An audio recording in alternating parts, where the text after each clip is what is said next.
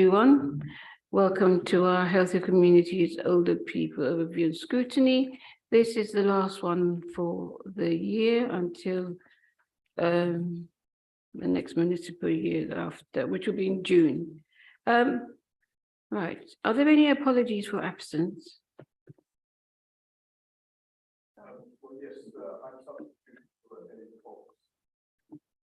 Thank you. Declaration. Tony Rice is substituting for Simon McGrath. Okay, thank you, Dan. Declaration of interest. Minutes of the previous meeting. Are they in order? Has anybody got any questions? Yeah? Okay. I've got an announcement. Diane Griffin, co-opted member, has decided to step down from the panel with immediate effect due to other commitments. I would like to thank Diane for her work on the panel, for attending meetings and contributing to task group reviews. So Diane, thank you. We might be trying to get somebody else. In future, we'll decide if we want to get somebody else to co-opt it on. Right, we're now on the, so before I go on to the breastfeeding, I think our young inspector Lola, she's online. So welcome Lola. Right, we're now on the NHS breast screening program. We've got Sanjit, who's going to be presenting. He's got 10 minutes, but also joining online is James Oakley, General Manager of Breast Screen Service in George's University. Elizabeth Mascott, Director of Breast Screening, SW London. Claire Bailey, Lead on CNS Breast Screening at St. George's also. So if Sanjit would like to start, then you've got 10 minutes then. Good you evening. can ask some questions afterwards. Great. Good evening, everybody. I'm Sanjit Johal. I'm the Programme Director for Breast Screening Recovery for NHS England, London region. I'm going to hand over to my colleagues from South West London Breast Screening Service just to quickly introduce themselves as well. So yes, I'm Elizabeth Muscat. I'm a consultant practitioner by background and currently the Director of Screening at South West London Breast Screening Service. Hello everyone, I'm Claire Bailey. I'm the lead CNS clinical nurse specialist for breast screening at the South West London Breast Screening Programme. Thank you. I'm not sure if James has joined us, but otherwise I'll crack on. I'm going to try and attempt to share my screen. Apologies, I'm not familiar with Zoom, but I'm used to using MS Teams, so I'm hoping you'll be able to see this. I'm hoping people can see my slide deck.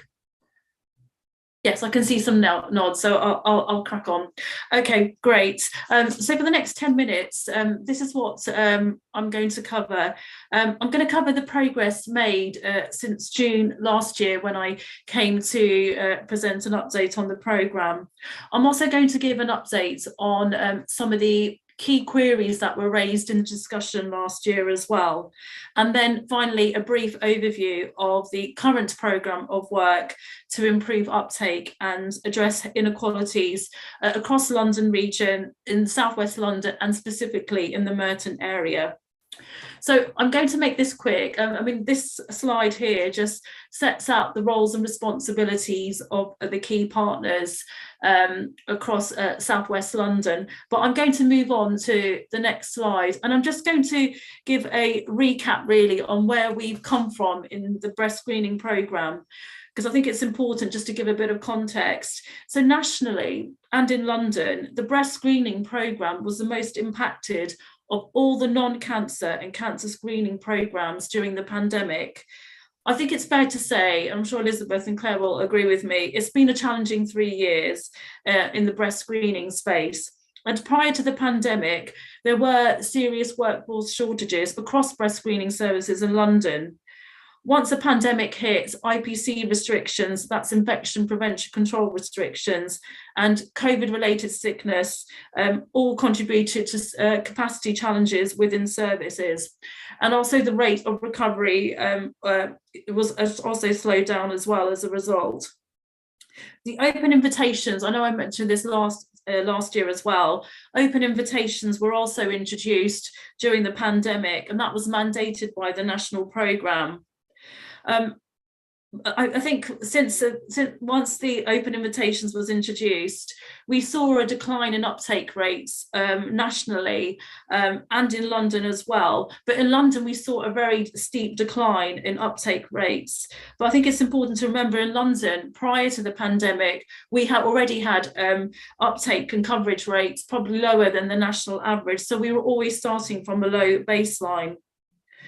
Despite all the challenges that we had last year, I'm going to say we are in a very different place now, and I'm just going to talk about the key headlines, some new positive updates to share with you. So in Southwest London and in Merton, we've actually cleared the breast screening backlog. We are delivering more mammograms in Southwest London, particularly during 2022, compared to pre-pandemic activity levels. All screening sites in Southwest London have returned to the timed appointment model. You just remember me saying that we national mandated the introduction of open invitations. We've moved away from that because that impacted our uptake rates in London. So all our sites are back to timed appointments. Southwest London are the only parts of London which have hit the 90% national standard to invite eligible women for a screen within 36 months of their last one.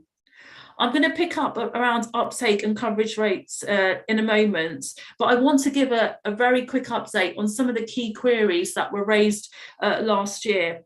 Last year, when I came to present at this group, the London breast screening system was in the middle of a serious incident. Since June, the serious incident has been investigated and a root cause analysis completed. The investigation found there was inadequate demand and capacity planning across the breast screening system, with multiple contributory factors cited. There were 9 recommendations issued last August, 7 of which have been implemented or are near implementation. The SI actually was formally closed in August. All call volumes in London went back to normal, and if I was an eligible woman in Merton wishing to book a breast screening appointment, I would be able to now to get an appointment within 4 to 6 weeks of receiving an invitation letter as per national guidance. All women who were unable to secure an appointment were identified, contacted and offered an appointment. So we have recovered from the serious incident. I think that's the main message I want to share with you. We also talked about increasing uptake and reducing qualities. We'll talk a bit more about some of the plans and the priorities, but since the last meeting in London, we've actually established a health inequalities advisory group, which has a number of multi-agency partners represented on that group, and that was established in response to the deteriorating uptake and coverage rates in London. We have agreed 6 key priorities in London and key areas of work, which are explained in the next slide. We are also working with Merton Public Health colleagues to support the development of a system-wide action plan, a place-based action plan, I should rather say. Also, we talked about why there wasn't a breast screening site in Merton last year as well. Although there is no breast screening site in Merton, Merton's coverage and uptake rates have always consistently been better than a number of boroughs across London which already have a screening site located in their patch. We've also done some analysis at London level around looking at where the sites are located in London and what the uptake levels look like around those in close proximity. And we can see that there isn't a correlation. If you have a screening site nearby, it doesn't necessarily mean that you're going to have higher uptake rates close by. So there's other factors at play here. We continue to work with Mark Reelman and his team to maximise the access opportunities in Merton, and we will continue doing so. I'm just going to move on to the next. I'm not going to go through the next slide because I know I've only got a short while, but I wanted to just talk about some of the performance insights. I think it's really important to remember here that as London region, we recognise that uptake and coverage rates across London are not good enough, and there's a huge amount of work to do. And I'm probably going to say, with the exception of Merton, because pre-pandemic, Merton's coverage and uptake levels were actually hitting the achievable standard. I think there's a lot of work that we need to do in London, and pre-pandemic, if we look across London, the uptake rates was between 60 to 65%.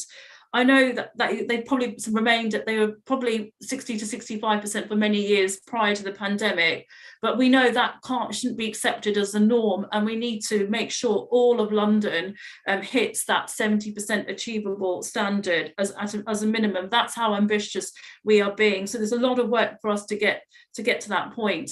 You will also see in the pack later on in the slides the uptake and coverage levels by borough. And I think the variation is quite stark when you look at those numbers. If you look at Havering Borough, their uptake rates, and just bear in mind, uptake rates lag by 6 months in terms of validated data. But Havering, which is out in the east of London, has an uptake rate, they've already hit 70%. But then you look at Westminster and they're around about 29%, and that's quite a stark difference. But there are a number of factors which play into that, but we can go into that in more detail why later on.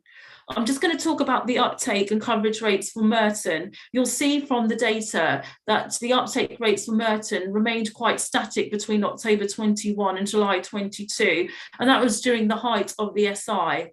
But we've got data, provisional data for the second half of 2022, and I'm going to hand over to Elizabeth just to explain what that data is looking like, and it looks positive for Merton. Elizabeth, do you want to come in at this point?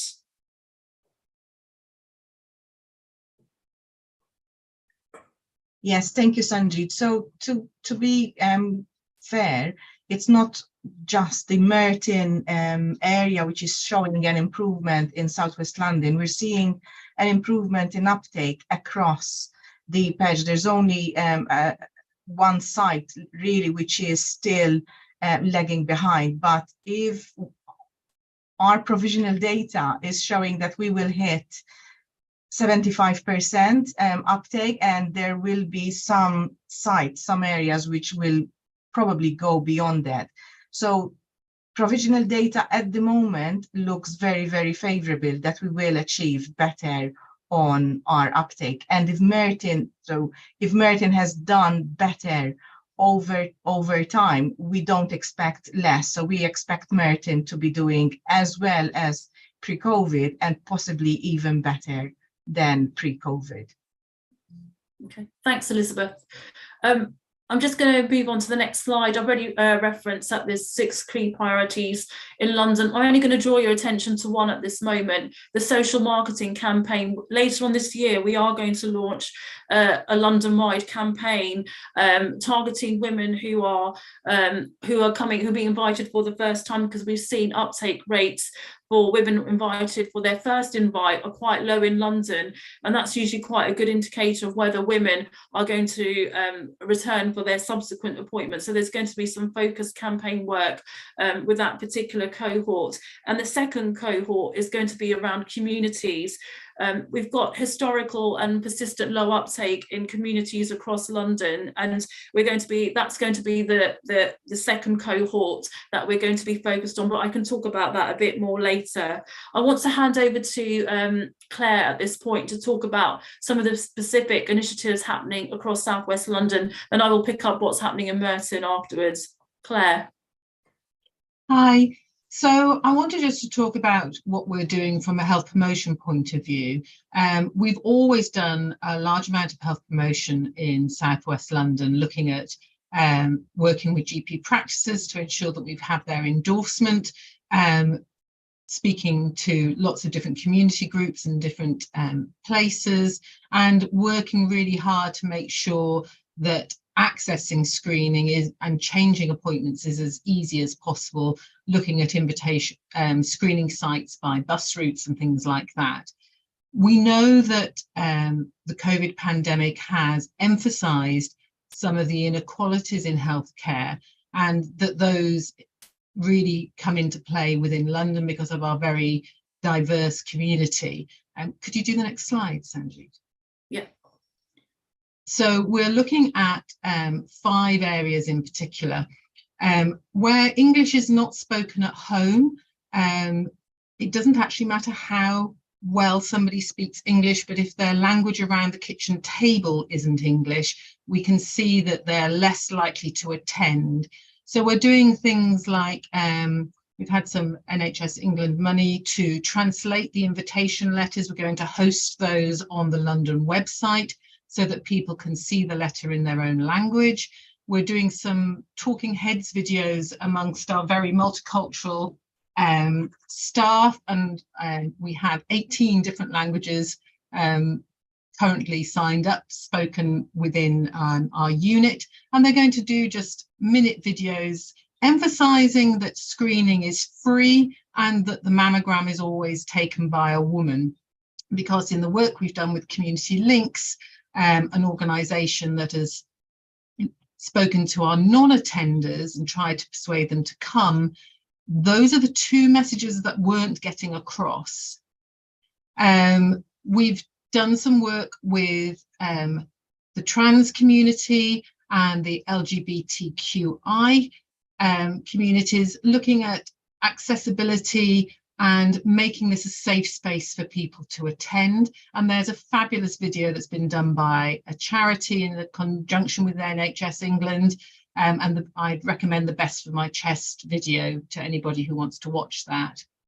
We've done some very preliminary work with the homelessness teams, because obviously if your homelessness is a crisis for that individual, so although they need to know about breast screening and breast awareness, that may not be the top priority at that time. But what we wanted to do was make sure that the homelessness teams knew how to signpost appropriately. And we've developed a flyer and some teaching sessions for those teams. Next slide, please, Sanjeet. And then finally, women with a physical disability and women with a learning disability. So today I was involved in a training session for carers for learning disabilities, and we had some attendance from carers from the Merton area. And we're going to run a series of those, teaching the carers about the importance of breast screening and breast awareness in general, and just making sure that they're fully informed so that they can act as their client's advocate when breast screening invitations arrive.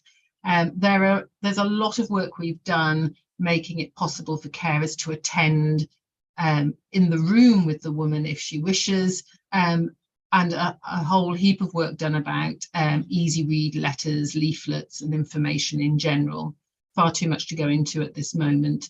And then women with a physical disability, we're looking at the moment to do some social media work with people with a disability, encouraging screening uptake. And we've also purchased some chairs to make access to the screening mammogram machine itself easier if you have mobility issues. So there's lots of work going on, the detail of which is in the pack rather than me talking.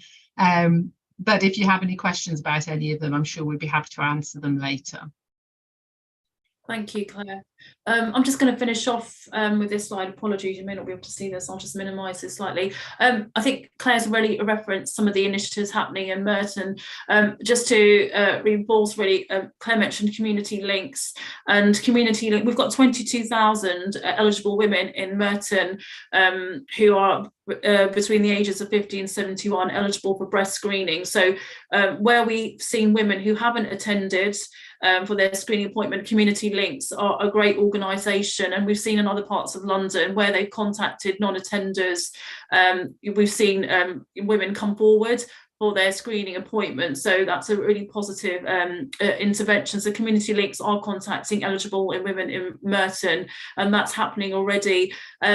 we know from evidence in breast screening that when we see GP endorsement for screening, we see uptake increase. So I know that in South West London, I know Claire's team are working with GP practices in Merton to support uptake improvement initiatives, and that's through various education seminars and also working with GP practices to get in contact with those non-intenders as well. So there's a close working with some of the local GP practices here. Also, as Claire's already referenced, the work around Merton care homes for people with learning disabilities. Just one last thing, just to pick up on Claire's point about languages and translations. I think some of those languages include Korean and Tamil as well, which is quite pertinent for the Merton area as well. I'm going to just finish up on my last slide really about probably our ask really as a region, and obviously from our South West London as well, really about how we can better work with Merton colleagues to support improvements in uptake and breast screening. Now, I referenced the London-wide breast screening social marketing campaign. So there's a number of areas where we would really value your support and joint working on. And the breast screening social marketing campaign, one of the areas is around community engagement. And you'll be hearing more about that later on in the year, but I guess it's shaping what that would look like for Merton really. We would really welcome your support in that. Also, we're already working with Merton public health colleagues around looking at developing an action plan and doing some targeted work in and around Merton, particularly in those uptake in those areas with low uptake. We've already spoken to Merton public health colleagues around working with their local community champions, because one of our key priorities in London is to establish a health promotion model across our services and across the system. We were lucky enough to get funding in London to support our services to recruit into health promotion posts, and as part of that model, we are going to be supporting that workforce. We're going to be setting up kind of peer learning and networks and giving them really kind of training around breast screening, about some of the kind of barriers, how you would, some training around the breast screening programme. So we're really keen to work with local community champions in Merton. I've already had conversations about joining up those health promotion teams with our Merton community champions, so they can work together as one team to support that agenda. And I mean, generally, essentially what we really want is to really raise the awareness, importance of breast screening in local communities.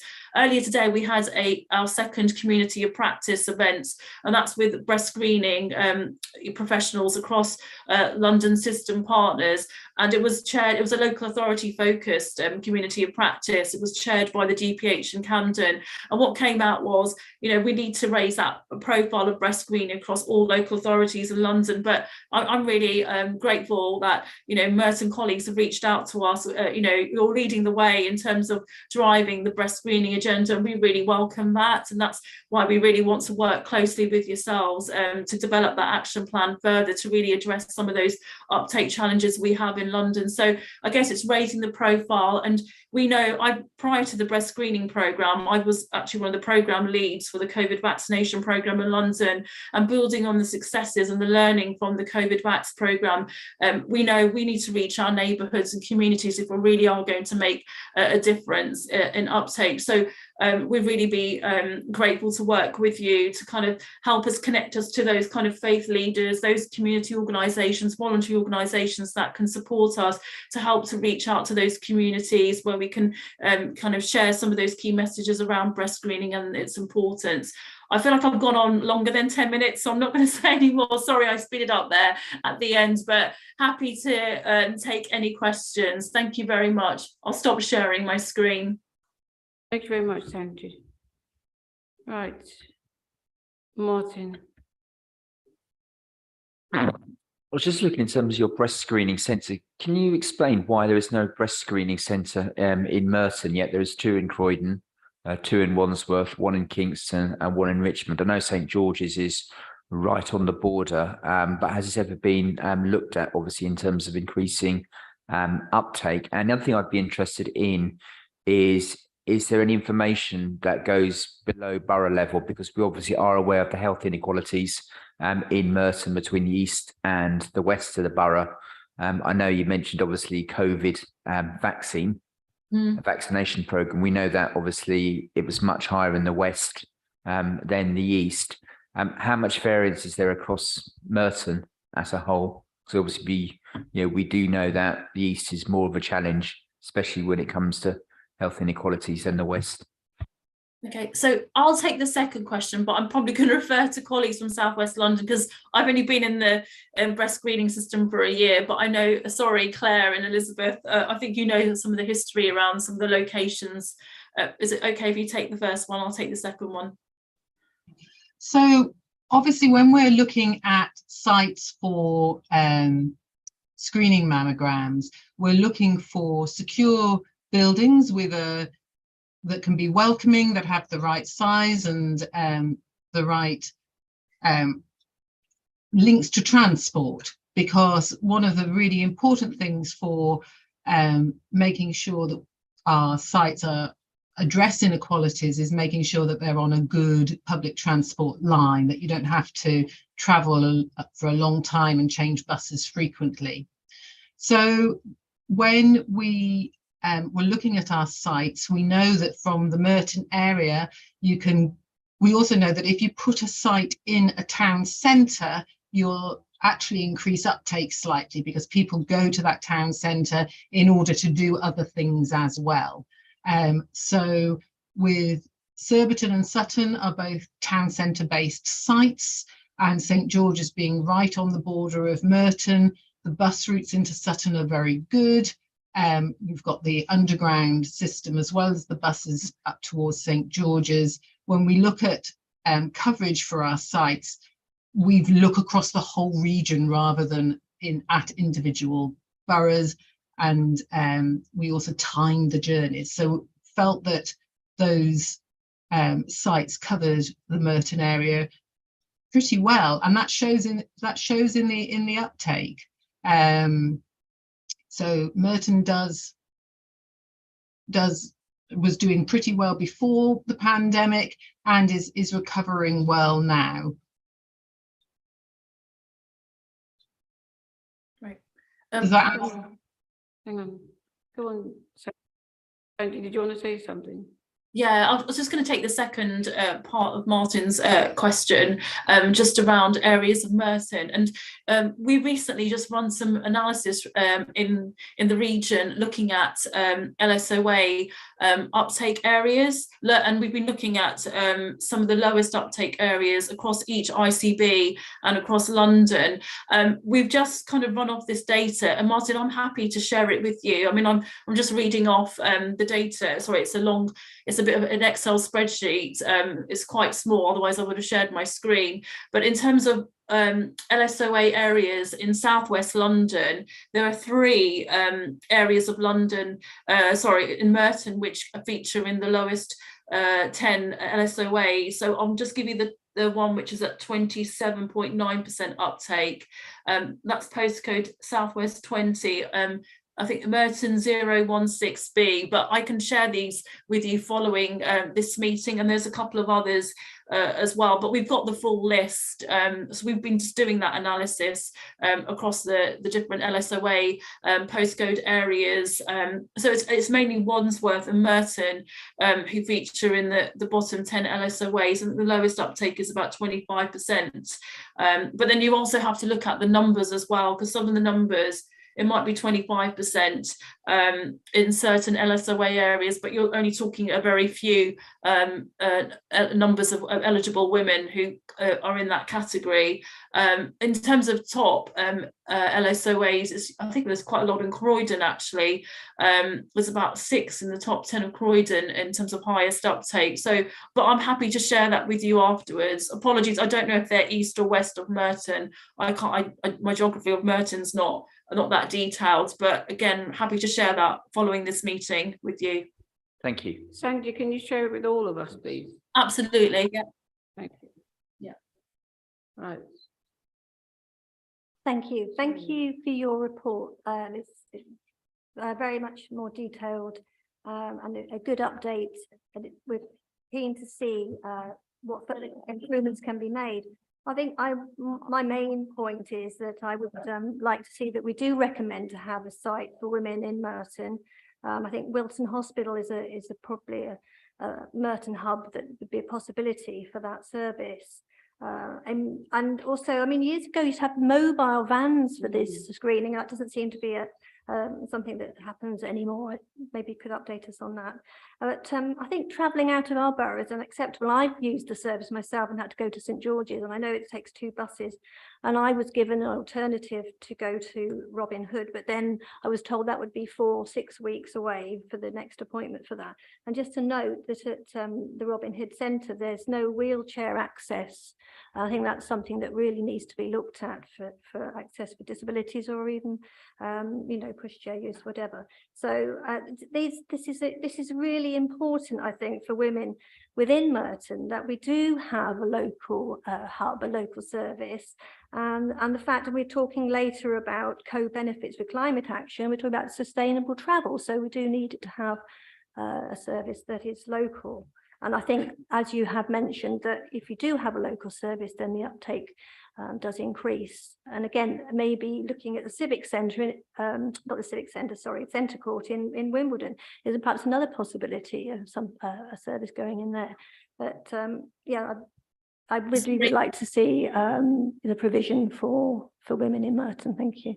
Apologies, sorry, can I just clarify? Apologies if I wasn't clear. So in terms of screening sites across London boroughs, we found that where we do have boroughs with screening sites, it doesn't necessarily translate into higher uptake. Actually, in a lot of cases, it's actually low uptake. So there isn't a correlation between having a screening site and increased uptake. There's other factors at play here. So, but again, happy to share that information with you as well.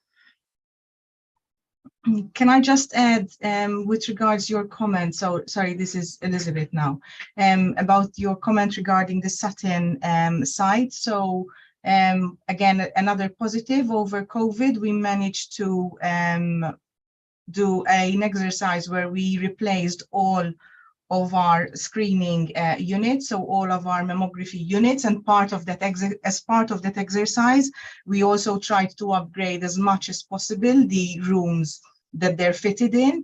And following that update of the room at Sutton, there is actually now wheelchair access. So although the room is on the first floor, there's a lift that takes you up to the first floor, but then you can actually use your wheelchair to come into the mammography room. So that room has been upgraded. With regards your comment regarding mobile units, again, yes, obviously mobile units were or made screening provision a bit more local, because they were cited at more local sites. However, then there were some negatives to mobile units, in the sense that they would only turn up at that site every 3 years. So unfortunately, you would have a bit of a delay in when you're actually screened, because that unit only arrived at your local site every 36 months. Whereas the way we have now changed our call recall at Southwest London, which is in line with what we call next as due date. So we're actually calling each and every woman according to when she was last screened. So each and every woman will receive her invite bang on 36 months, or probably even before 36 months. So probably the plan would be every 34 months. So that actually improves the number of times and how efficiently each woman is being screened. And that is why we tend to prefer static sites. The other positive of static sites is obviously network connectivity, which is vital for how we are transferring information, and definitely images. So those are unfortunately choices that we need to take into account when we decide where sites are placed or how we develop our sites. But definitely that is not ruling out that hopefully, especially if we carry on seeing the uptake, the rise in uptake, we will definitely need another site, and we will keep Merton as one of our priorities. Thank you. Sorry, I'm a bit confused. I mean, the report says that you're continuing to explore potential sites for Merton, and now I'm also hearing that you don't think we need one. So I'm a bit confused by that. If I can add a few other specific questions. I sat in on this meeting last year. I seem to remember you talking about IT problems that were affecting the service. I'd be interested to know how that's going. Also, is there not a shortage of staff qualified to be able to do these mammograms? I think that was mentioned last year. Plus, I also asked the question last year about Havering. What are they doing that's different to what we're doing that gets them fantastic figures? Have we found that out yet? Yeah, I'll try and pick some of the. I'll try and pick up some of those comments. I'll do Havering first. So, sorry, I'll go backwards. Havering. So Havering's got a uptake of 70%. So there, obviously, that's east of London. Now, the reason why we've got stark variation in uptake rates, and these are just some of the factors, is with Havering, prior to the pandemic, they were already at high uptake. They already had quite a relatively high uptake rate for London compared to other boroughs. And they were one of the services in London which were one of the first to recover their screening backlog. And also, so that's one of the reasons why they've recovered much more quickly. That's why you're seeing their uptake rate much higher. And actually also with workforce, you mentioned workforce shortages. Out in North East London, they're actually run by InHealth. They're a private provider. Their workforce has been quite stable during the last few years. That's one of the reasons they've not had the same challenges. They're actually much smaller service as well in London as well. So they haven't had some of the challenges around workforce that other services have had, but they were one of the first ones to recover, hence why their uptake rates look higher than London. I think it depends on the impact of the SI as well, and just general recovery, general workforce shortages where services were prior to the pandemic. That's kind of impacted the rate of recovery. That's why you're seeing Havering at 70% quicker, and other services sort of lagging behind. So for example, Westminster in Kensington and Chelsea, they're hovering around between 30 to 40% uptake rates. In Northwest London, they're still in recovery. They're still recovering their screening backlog, and they were impacted quite significantly by COVID-related sickness with their workforce. So that's why their capacity was more challenged, hence why they've been a bit slower to recover. Also with Westminster and Kensington, those boroughs, there's also a number of women also choose to go privately for their screening as well. So there's a number of factors at play here. It's not just one thing that's what's kind of determining why their uptake is lower than other parts. There's a number of things contributing to it. I hope I've answered that question as much as I can. There were a couple of others. Apologies, I think I may have missed the first couple. Sorry, do you just want to repeat? There was the IT issue that I think got mentioned last year. Yes, so the IT issues are to do with the breast screening IT system. I think generally it's one of the most outdated IT systems of any service really, and it's a very old AT system, and it doesn't kind of talk to other hospital systems. It's interoperable, and there's a lot of work happening at national level. It's a nationally controlled system, so it needs a lot of upgrading to get it fit for purpose, and that's quite a lot of there's a big piece of work happening around transforming digital breast screening and bringing it back into the 21st century. So that there are huge challenges. Elizabeth and Claire will use the system on a daily basis, they'll probably be able to kind of share more of their frustrations and challenges that they have with the system. And it's actually resulting in us having to use a lot of paper to compensate for the fact that the IT system doesn't talk to other hospital systems or even GP systems. But there is work in progress to address that. But that's not going to be an easy fix.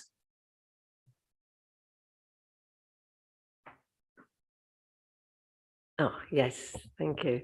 I just wanted to know what happens to the patients that don't actually have a screening. The reason I'm asking is because I had an appointment and then that was during the pandemic, and then the lockdown started 2019. So the lockdown started, so that was cancelled.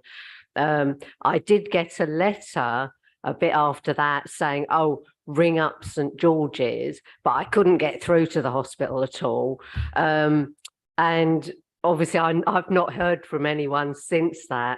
So what I want to know is, are patients like myself, are they just marked as did not attend and then just left till the next time an appointment crops up? Because obviously I've not heard from anyone since. Probably get Elizabeth and Claire to answer that one. So if you received a letter asking you to get in contact, most likely if it was over COVID, it would have asked you to get in contact with what we call the London Administrative Hub to make an appointment. You are very welcome to call, and I'm sure that we will be able to make an appointment. So anybody that received that open invitation and did not manage to secure either an appointment or thought, I don't really want to attend a hospital appointment at this point in time, is still entitled to do that. Women that did not take up that offer are not forgotten, and they will be called as their next test due date comes up. The positive side of what is actually happening in Southwest London, because we have recovered and we have recovered round length, is that actually we're calling women a bit sooner than 36 months. So currently we are planning to be inviting women that were actually due to be called in October of this year, but we're planning to actually start calling them in May of this year. So we are actually moving about 6 months ahead of schedule at this point in time. So most likely even your planned invitation will come sooner rather than later. But if you received an open invitation from us, you're still entitled to call the number that you had on that letter and organize an appointment. Can I just say something about the way women are invited? So we've now gone back to timed appointments. But nonetheless, attendance for a Well Woman programme, a screening programme, is a choice. So although if somebody doesn't attend, we'll always send out a second appointment. We'll send out, following that, probably a reminder letter. We might text you on the day of a booked appointment to try to prompt people to attend. But there's a limit to how much we do over and above that, because some women are choosing not to come, and we're not in a position where we should be nattering on top of making it as accessible as possible. You may not being able to get through to the administration hub, I think, is probably at a time when we had the incident about accessing the administration hub for a whole variety of reasons during that early time of COVID recovery. And absolutely, if you were to ring now, they would make you an appointment. I think I'll be the last one. You said you had, I think it was 9 recommendations, and you've only done 7, or you're doing 7. What's happened to the last 2? Yeah. Also, those women like Caroline who due to COVID couldn't get through. I know you said you're sort of 6 months ahead, but did you try ringing them or sending a message to see, find out why they didn't come, or say you can have another appointment? Because due to COVID, even now you can't get through to a GP or anybody. So maybe they just thought that they couldn't actually come because they'd be labeled as not coming for the appointment. So what sort of, how did you try to get in touch with them? That's another. And then you're saying it's a choice. You can't really sort of try and push people, but within the next breath, you're trying to ask us to support you, to try to get more people to come and have these tests. So if it's a choice, you're not really, encouraging people to come on. You have to try and encourage them. I know there's so much you can do, but you have to try and encourage them rather than saying it's a choice and them turning up when it's too late. And then another thing, sorry, is that you're saying that you want the community to help you to get, as usual, reach those that you can't reach. But we constantly get this message about people we can't reach and the community is helping. And then we come back a year after asking for support to get to help get to the people that we can't reach. I think if you're trying to reach people, and when you reach people, keep them in mind, keep the communication going. So you don't have to come back to the same group asking them to help you reach these same people, because these same people get fed up and say, well, why should I bother? Because they only come to us when they want help.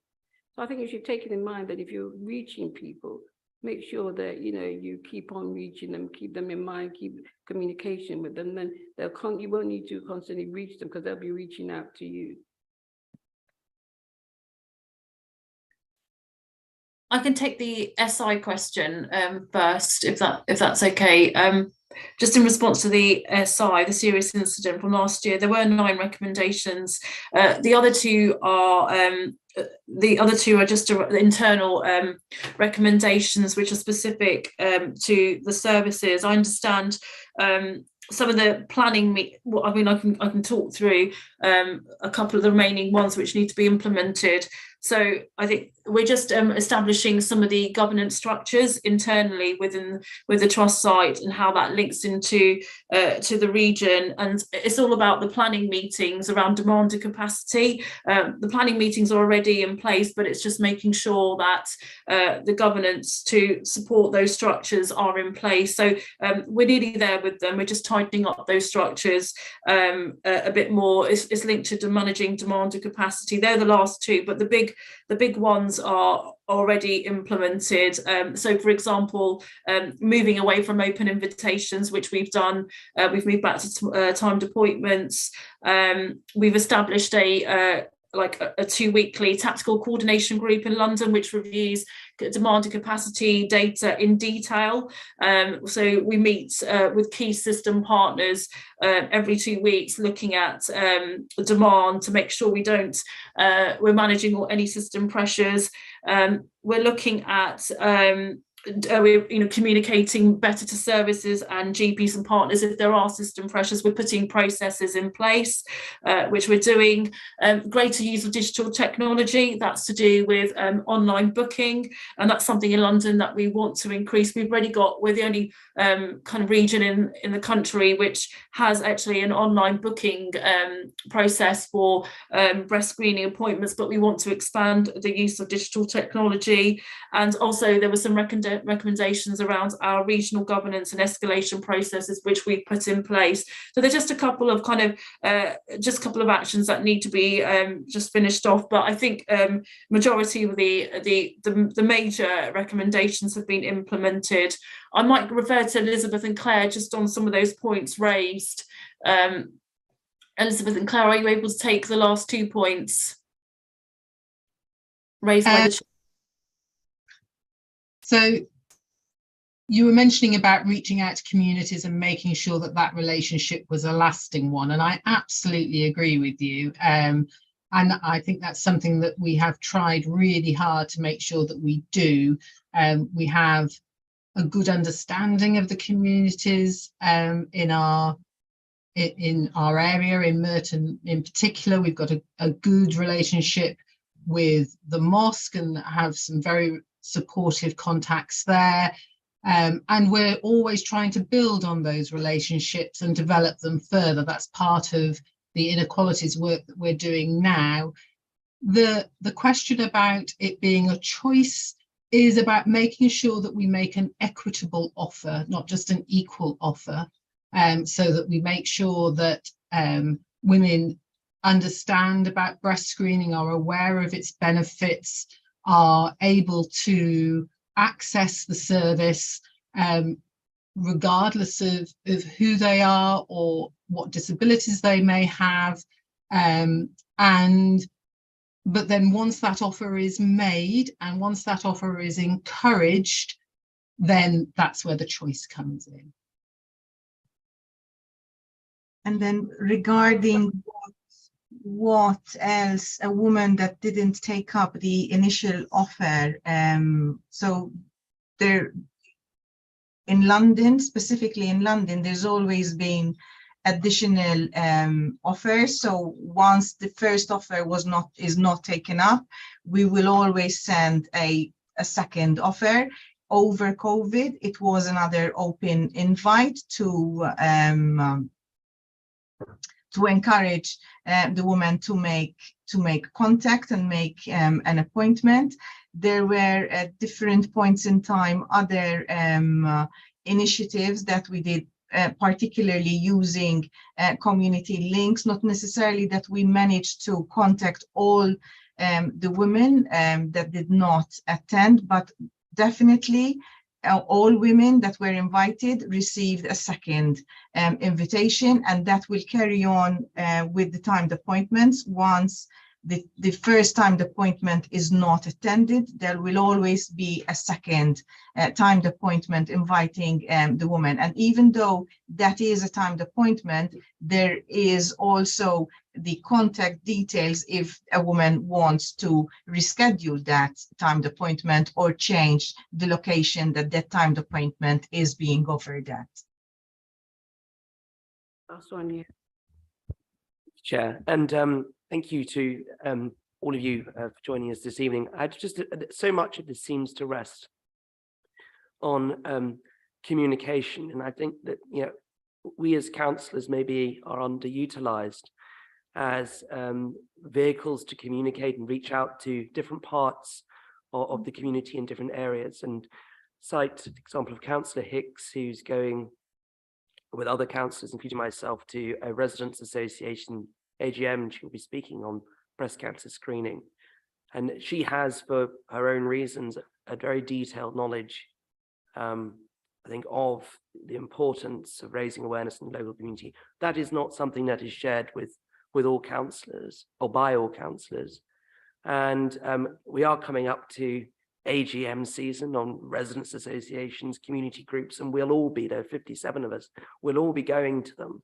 And this is a very comprehensive and detailed report, but if it could be deduced, or we could be given key messages that, without having to explain in the depths that we've done this evening, or you've done this evening for us, what the key messages are, I think that could be a useful way of us supporting you. I note in your report that one of the ways you think you can work with the council is to raise awareness of the importance of breast cancer screening within the local communities. And I'm sure there wouldn't be a councillor here who, with the right messaging and support, would be happy to play their role in promoting this across the borough in the various community events and organisations in which they are embedded. Thank you. Thank you very much. We really appreciate that, and we're happy to share the key messages for you to use in your contacts.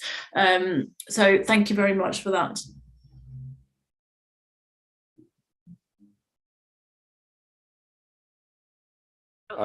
Chair, there is a question online. Oh, who is that? Oh, sorry. Sorry, Lola. Go on then.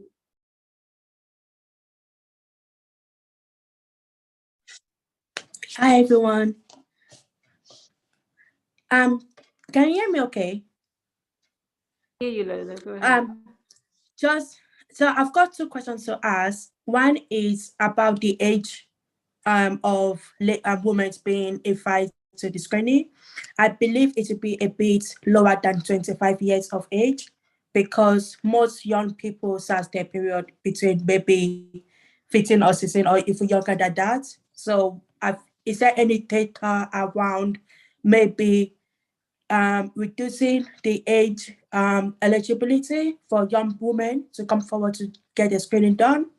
And also the second one is, what is your relationship like between young people and care leaver? Have you been able to communicate with them, or maybe attend any events and have a conversation with them around the screening to see how they feel about it? Because I, as a care leaver, nobody really speaks to me about breastfeeding, or nobody really explained what it contained. So I will get approach the care leaver or the young people to see what their thoughts are around it. Thank you. So I'll take the age Okay. one. You can take the second part of it. So with regards to the age, so Lola, I'm Elizabeth. I'm the director of breast screening at Southwest London. So the National Breast Screening program is planned nationally, and it's planned on quite a lot of research that took place 70s and 80s to understand where the risk of breast cancer lies in women, and how best to provide a service which is free to women at a higher risk of breast cancer.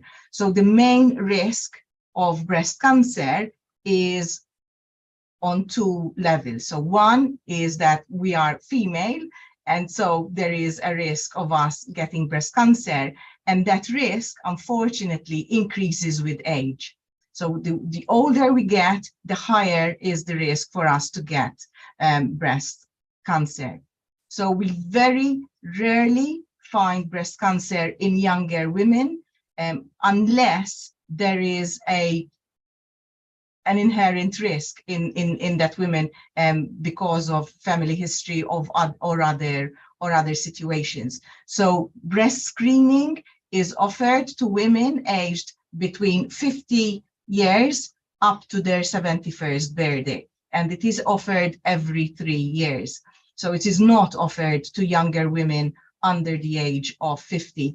And the reasons for that are mainly because of what I've said before, in the sense that the risk increases with age, and the main number of breast cancers diagnosed actually sits at the ages of between 55 and 65. So there is where we get the majority of breast cancers diagnosed.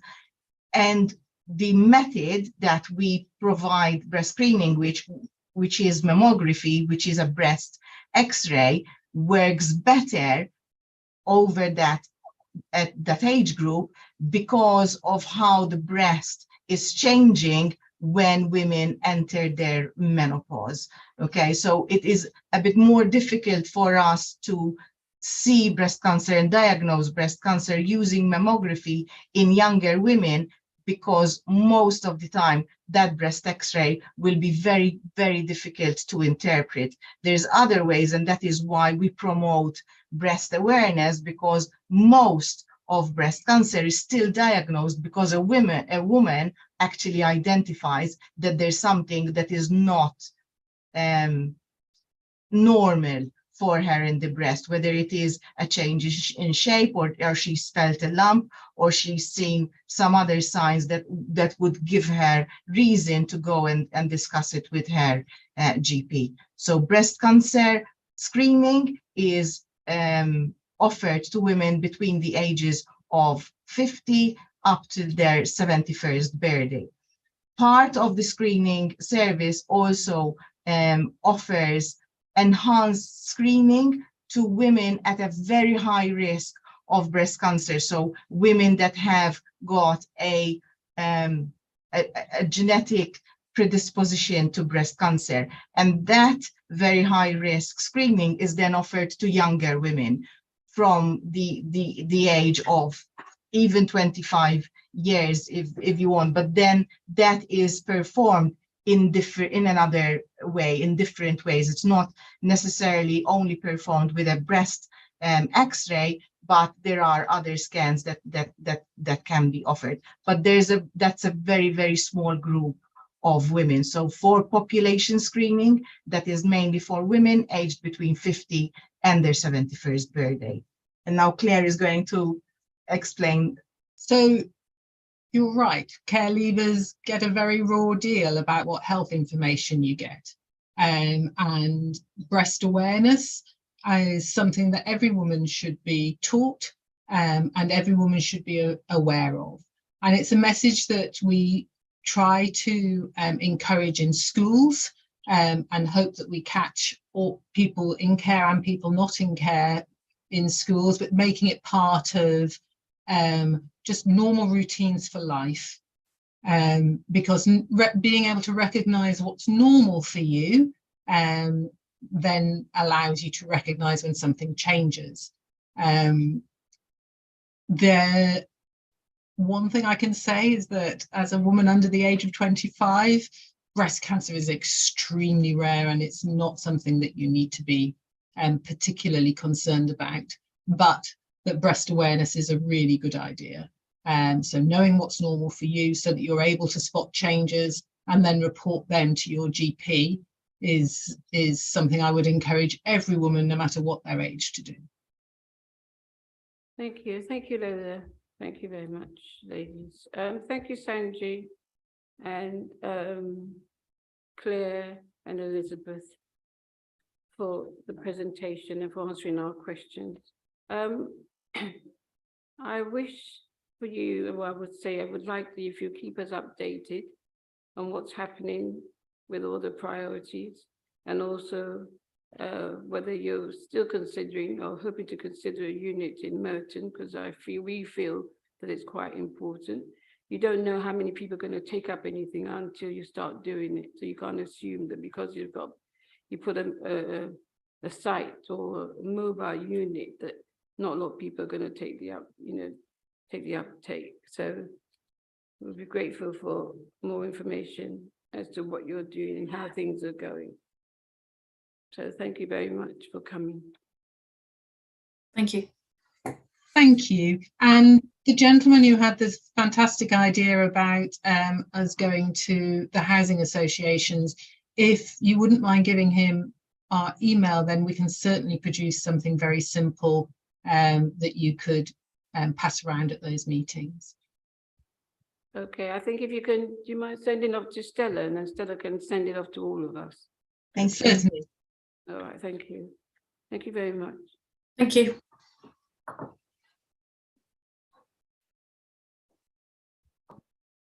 Good evening, Dagmar.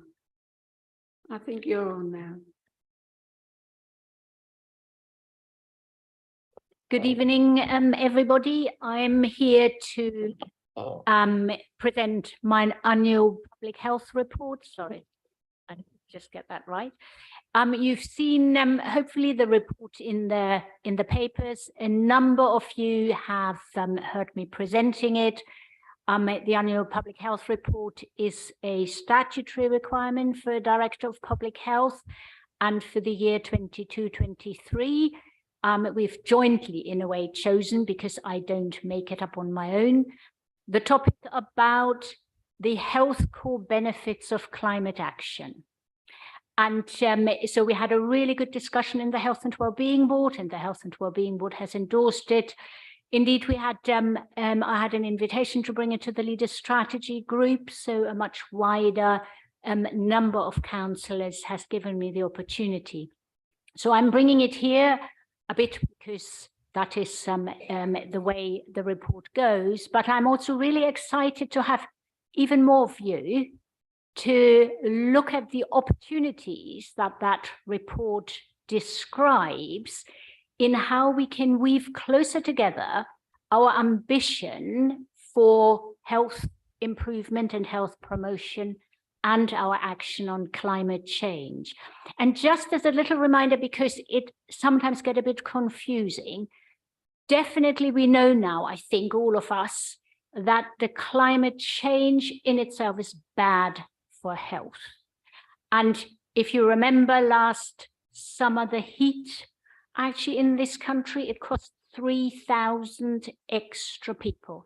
Now that's a direct climate change, bad health impact.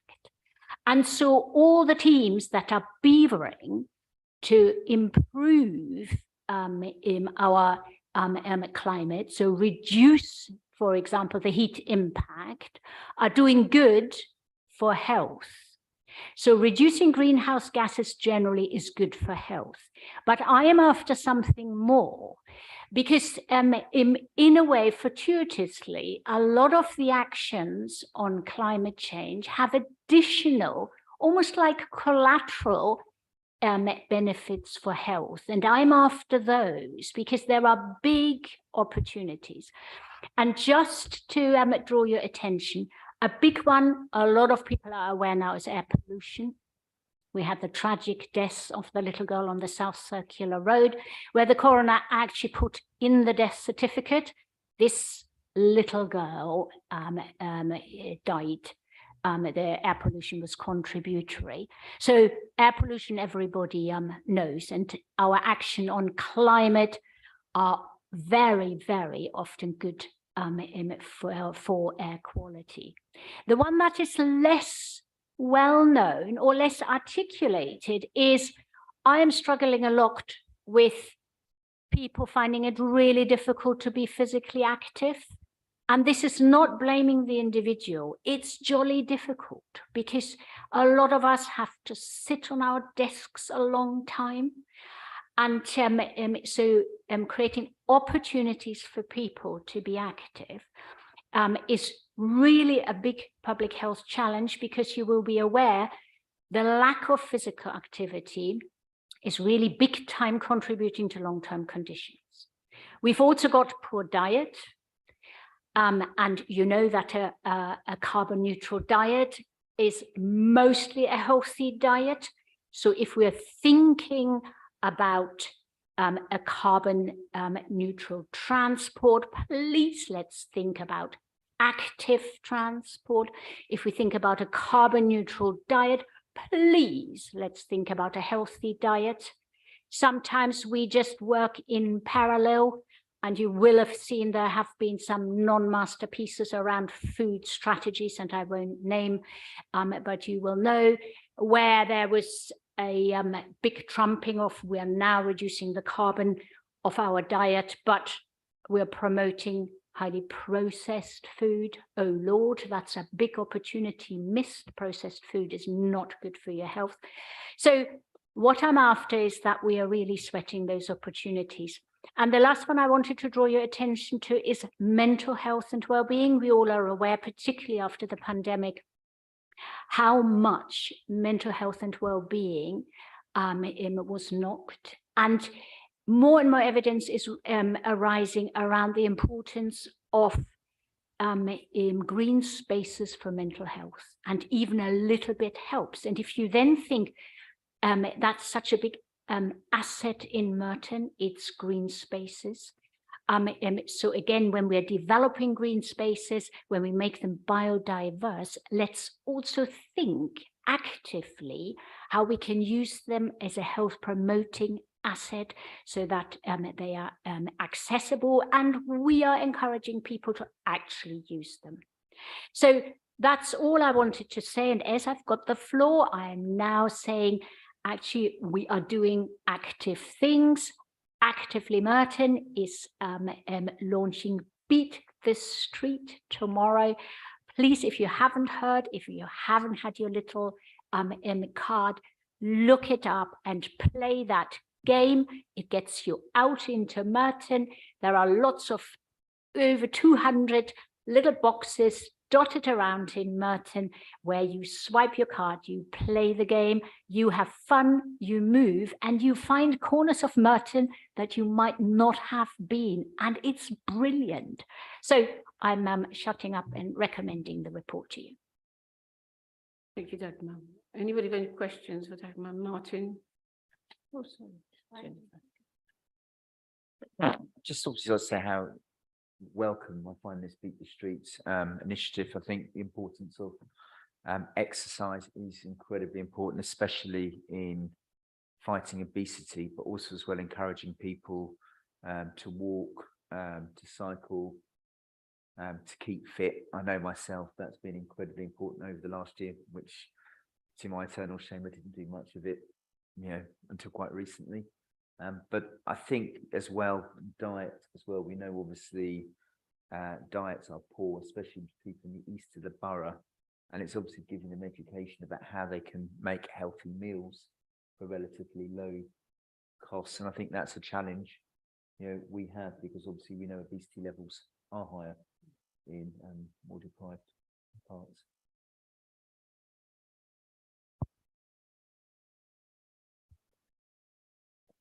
Thank you, Dagmar. It's an admirable report, and I'm pleased to see that the recommendations of the WHO, which highlighted the importance of co-benefits, have been taken up by the council. It's good news.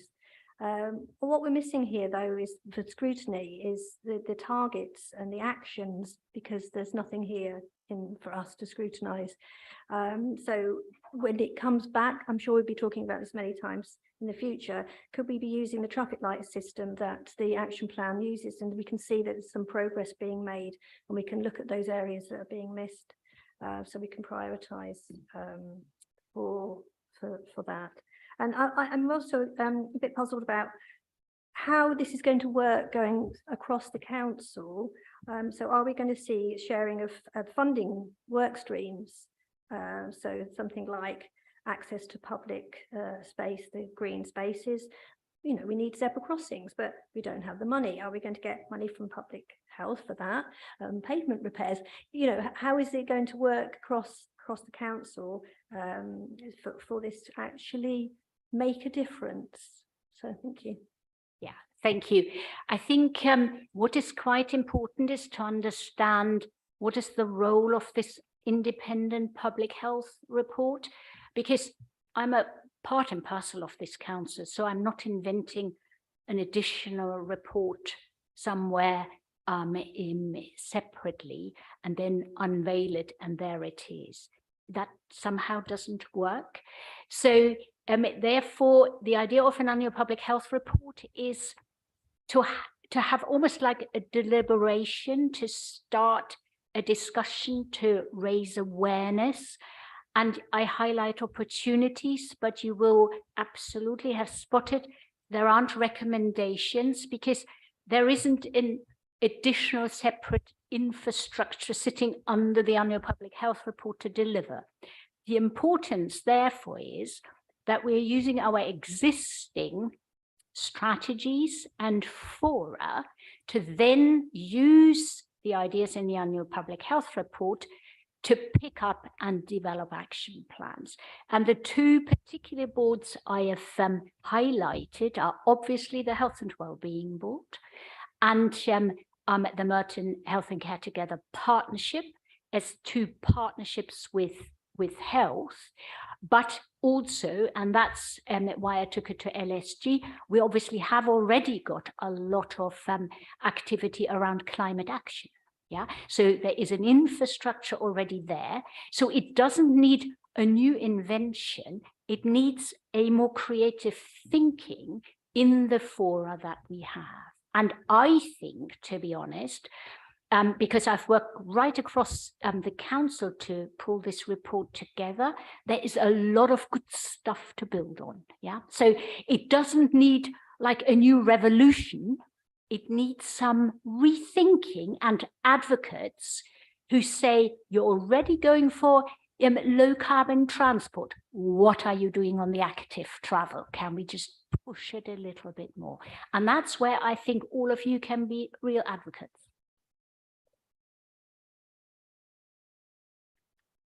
I found this, it's very difficult to disagree with anything in this report. It's eminently sensible, but very, very high level. And I think I was looking for, I mean, we declared a climate emergency. That word, emergency. We declared that a while ago. And yet what seems to be coming forward from the council is more papers. Let's get together and prepare a strategy for how to get people to walk a bit more or cycle a bit more. It doesn't feel like we're addressing an emergency. And it also feels like we're kind of mid-table in terms of performance from other councils. Actually, I looked at the London councils did a report on this. Merton, in the report I read, Merton's declared it's going to be carbon neutral in 2050. Is that still right? 13 boroughs have set a target of 2030. That puts us 20 years behind. Is that right? Yeah, but no, this is the whole borough. It's not just the council's activity. I'm talking about the whole. So I don't know. I'm just a bit worried. It's too slow, not radical enough, and not really addressing what I would call an emergency.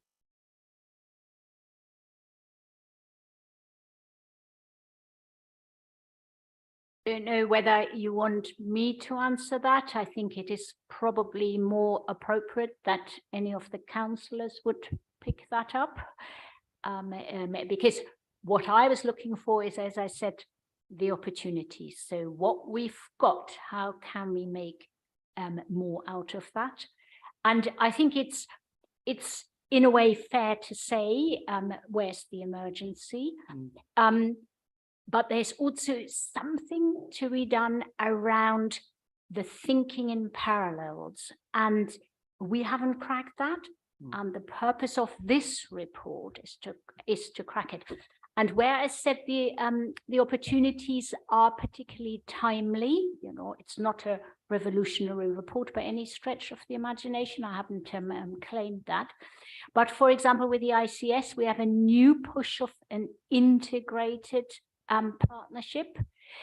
You will be aware that the NHS has now also declared an emergency. It is now a statutory requirement for the NHS. So our context in which we work has improved. And so I'm very much pushing that within that context where we have to make difficult decisions and money is never enough, we have new opportunities, and I'm after those. But maybe any of the councillors want to talk a bit more about the policy stuff. Thank you, Chair. I just I hear what Tony is saying, and I personally would like to accelerate the rate at which we address what I believe is an emergency. I'm old enough to remember walking to school in the early 1960s when there was the smog that enveloped the capital city of our country, and I think the difference between that and what we're faced with today is that you could see the smog and people could see the dangers. And when legislation was introduced to try and change people's behaviour, even though there were costs involved, I think there was an acceptance within the population that something had to be done. The Mayor of London is currently attempting to address the issue of pollution, and there is considerable resistance to that. And, I think some of it is opportunistic from a political perspective, and others perhaps a desire for people to not regulate and tell people what to do and dictate how they should lead their lives. But I'm always struck by, I spent the day with two of my grandchildren, one aged 3 and one aged 1, and what they will inhale when they're going to school and walking along the roads, and the damage that can do to them. So I think maybe we should be trying as individuals and as members of political parties to persuade some of our more skeptical brethren to do something and not be mounting legal challenges to what the mayor's attempting to do, which is protecting young lungs and trying to resist such things. But I do also recognise the practical difficulties and costs that are involved, but this time you can't see it, and therefore there's less inclination to address that particular issue. That's all from me, Chair. I think Peter's answered that quite eloquently, but I just wanted to say this is a democracy and we can't force people to change their lives. We try to encourage them and make them change behavior, and that's what we're trying to do with this piece of paper. Yeah, one of the ideas I was considering whether we could perhaps put climate action on the equalities impact statement, so that when we come to make our decisions for budget savings and other things, that was part of that. Again, I think for consideration in terms of my cabinet lead or councillors, not for me to agree or disagree, but can I pass that on, Peter? I think that's something that would need to be considered by the council, not just the cabinet. And there's nothing to stop individual members of the council from making that suggestion, moving resolutions and seeing how the cards fall, as it were.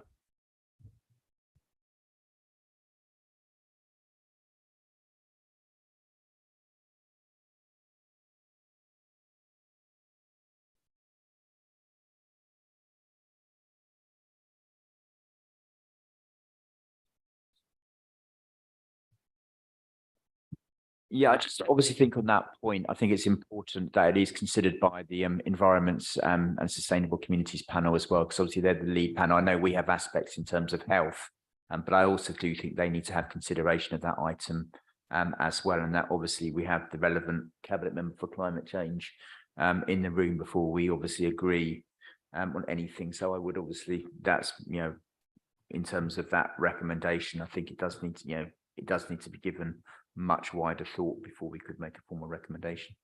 We're not going to make a formal.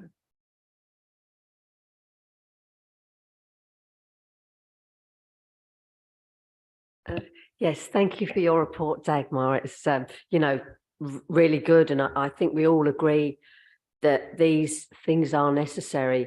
But one of the things is, I mean, I gave up driving many years ago, so I walk and cycle everywhere. But I have to say that it's quite a hostile environment, especially in places like Morden. It is really scary riding the bike. I just wouldn't ride on the road. I'd have to ride on the pavement. I think even walking, it's really difficult to cross the roads.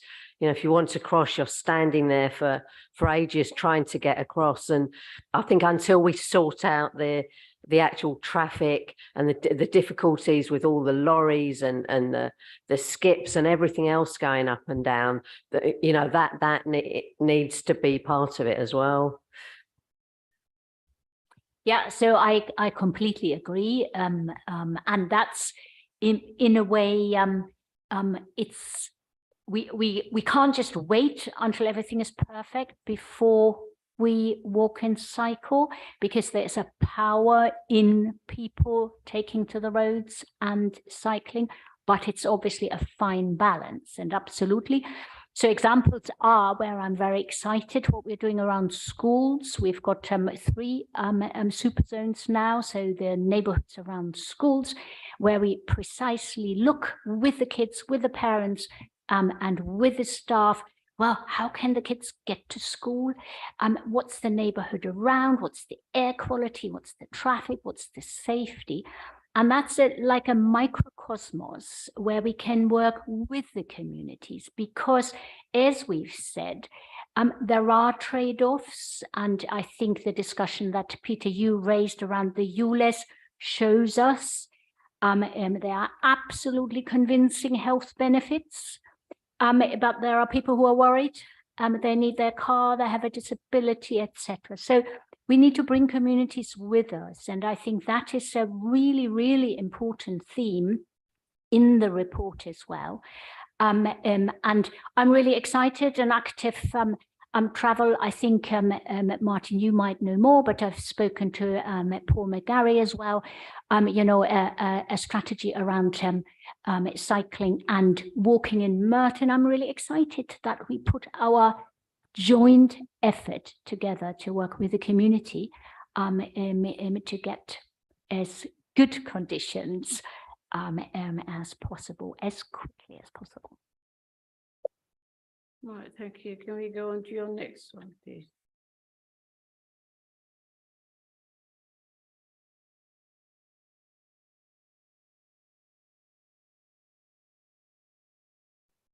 Shall I continue with the next one? Sorry, 2 in a row is a bit much. So you've now got the report of the Health and Wellbeing Board in front of you. So once a year, Scrutiny has a look at what we're doing at the Health and Wellbeing Board.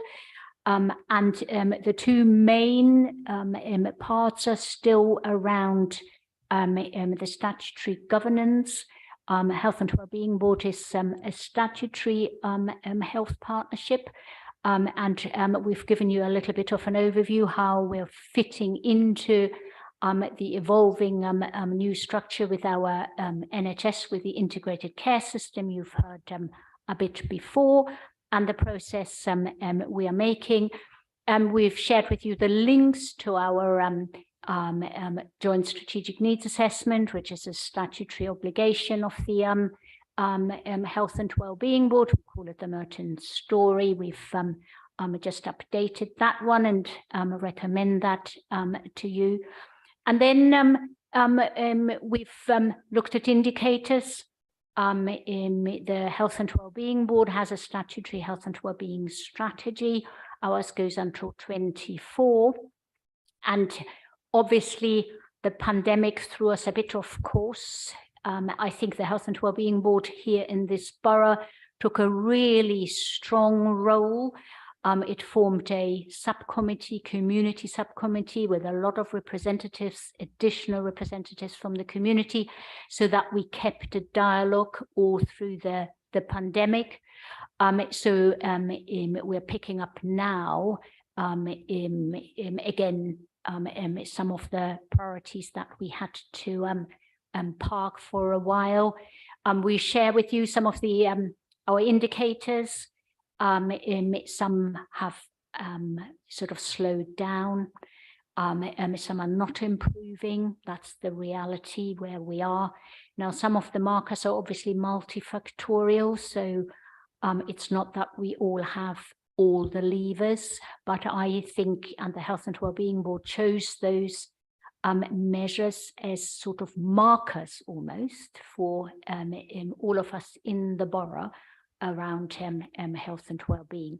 A lot of activity is now really focused on getting back on track, including some of the lagging indicators. And we're now planning, that's for the next board, to think, we've got a lot of statutory duties anyway, but where do we want to particularly mobilize to use the particular strength of the Health and Wellbeing Board to prioritize? And it sounds a little bit like jargon, but where the Health and Wellbeing Board comes into its own is when we look at an issue as a whole system. Excuse me for the sort of slight jargon, but what it means in a way is that we're looking at the creating conditions for people to thrive at the same time as we're looking at the service offer. And there's very good learning, because before the pandemic, we did a really successful piece of work around diabetes. because the GPs came to us and said, we cannot crack it. Our clinics are overflowing. What can you do to help? And this council, it was one of the first, together with the mayor, to then got the advertising ban in. Yeah, so our health colleagues at the same time really upped the ante on investment in diabetic services in primary care. So that was an example where we tried to pull a whole system together on a topic, and that's where we want to get back on track and to use some of those specific advantages the Health and Wellbeing Board and our Merton Health and Care Together partnership have to do some innovative ways of working. So I think I'll leave it there. It's late and obviously open for any questions.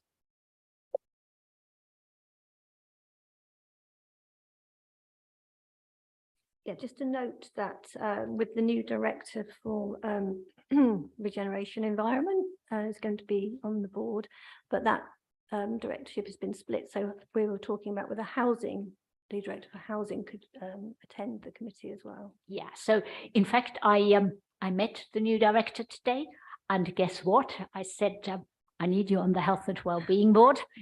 You're the man for the conditions for the people to thrive, but you're only half. I didn't tell him he's only half the man. And so I absolutely, we agreed. His portfolio is particularly relevant. Yeah, so he's got civic pride, environment, and climate change. But we are very aware that housing is another really important topic. So inviting others into the board is absolutely what we do. And remember, your first Health and Wellbeing Board, we actually approved a Health in All Policies framework.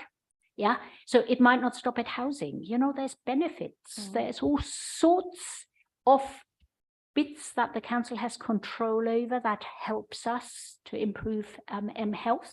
So the Health and Wellbeing Board doesn't limit. Wherever we need other partners, we reach out. Thank you. Any more questions?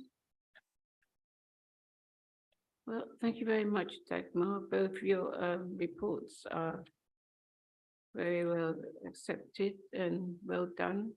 And I'm sure you'll be giving us loads of updates on how far we're going and what's been achieved. So, thank you.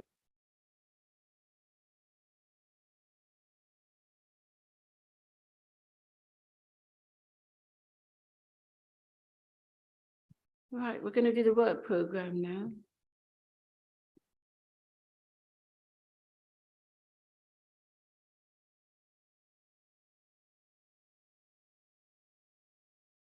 We've got the purpose of the panel is to plan its work program for the forthcoming municipal year, and in particular to agree an agenda for the first meeting of the municipal year. There are 3 recommendations here, which I'm going to read out. That the panel reviews its 2022-23 work program, which is set down here, to identify what works well and what works less, and what the panel would like to do differently next year. Secondly, that the panel suggests items of inclusion in the 2023-24 work program, both agendas and potential task group review topics. And third, that the panel advises agenda items for the meetings on the 20th June 2023. I know several members have put out ideas forward, haven't they, Stella? And yeah. Just to say, for today's meeting, we had immunisation, and that wasn't included. Is that going to be included for June? Yes. Okay, thank you. Yeah.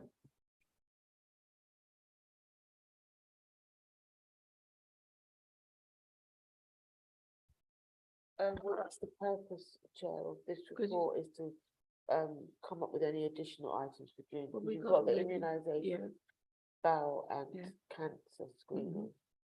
No, bowel and cervical screening. And yeah, that's all you've got on the agenda so far. Okay, so yes, Martin. I mean, maybe not necessarily June meeting, but certainly going forward, we need another update on St Helier, the better care close to home. Obviously, I'm very worried that there has been problems in terms of the scheme again. And I think, we do want an update on that. And I think it should be something we closely monitor as a panel. Yes, Peter. Chair, I don't want to endorse what Martin is saying, because I, as part of my responsibilities for health, made a visit to St Helier in December, and I saw some pretty horrific sites, some of which were reported recently in the media. And one of the most extraordinary sites I saw was in the maternity unit. There was a device, a contraption, which looked like an upside down pyramid. The pointy bit was closest to the floor, and it was made of tarpaulin, and it had been set up with a pipe coming out of the bottom going into a bin to catch the rain and the water that was coming through the roof. Now, as an employer, if I had had my staff working in those conditions, I would have wanted to resolve that immediately. But for a maternity unit to be displaying such stuff is really worrying. And it was reported recently, and that was 3 months after I saw that. And for it to be left like that made me feel that that the hospital has suffered from a lack of capital investment over an extended period of time.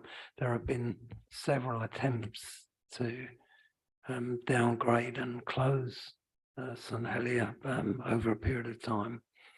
And I think that given the delay that there's been in the building programme, it makes it even more alarming that the community that we represent should be served in such a way. And I speak as the elected member whose ward is closest to St Helier Hospital.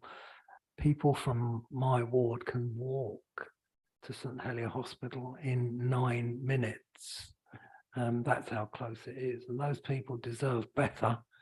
And it strikes me that there may be a situation where, because this decision has been made, that there's this sense of, well, we shouldn't be wasting money on St Helier, but the delay is meaning that people are putting up with wholly inadequate services, and that's unacceptable. And it is the job of this panel to scrutinise the work of health, and what could be more important than that.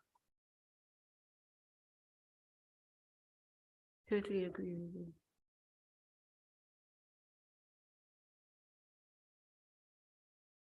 Anybody else with something? Oh. Oh, sorry. It's all right. Yes, I have a suggestion following on from Peter's, which is, I think, a very worthy point to bring to the next committee. But respite care provision across Merton is a particular concern, obviously with the closure potentially of the Eastways. So respite care for dementia carers and also for adult learning difficulties. I think I'd like to bring that one to the panel. Thank you. Anybody else want to bring something that they haven't? Anything else has been brought? It's already on the list. So anybody else wants to bring something?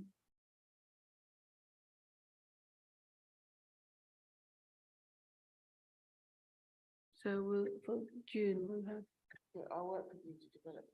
Okay. So if anybody else has anything they want to add for next municipal year, just please email Stella with it, and then we'll sort of work on. I also, sorry,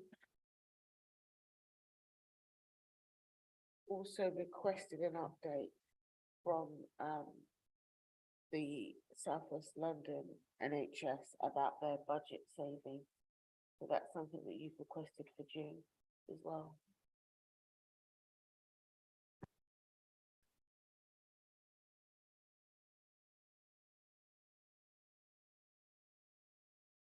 Anybody has anything else they want on the list for the following year, just please email it and then we'll get back to everybody. Try and put everything on what's important to everyone. Okay. Thank you very much for this evening. Have a good night and safe journey home.